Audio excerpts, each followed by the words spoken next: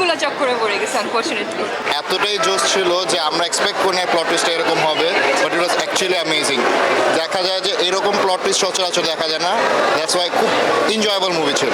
New experience, মানে family, পুরো family show, আমার ফ্যামিলি সবাই, কাজিনসরা সবাই এসেছেন। We are like from the very beginning to last সবাই টোটাল এনজয়েড। অ্যান্ড লাস্টে যখন অ্যাক্টর আসছে we are like oh my god কী হলো, আমরা জাস্ট দেখে পেলাম সবাই।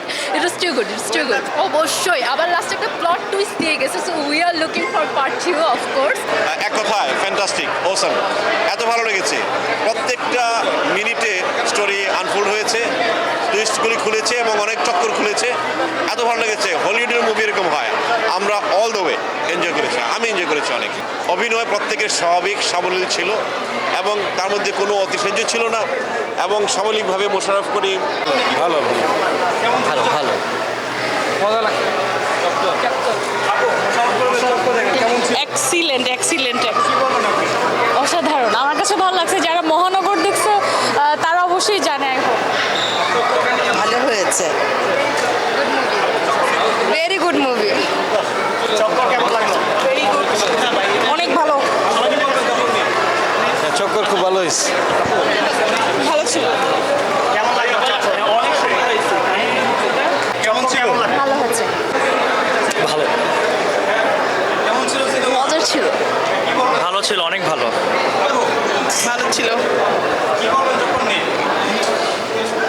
অসাম, এক কথায় অসাধারণ।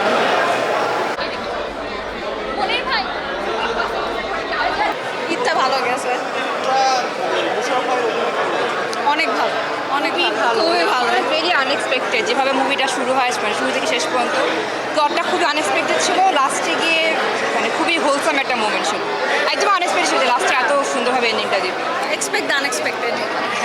এক্সপেক্টেডলি আনএক্সপেক্টেড।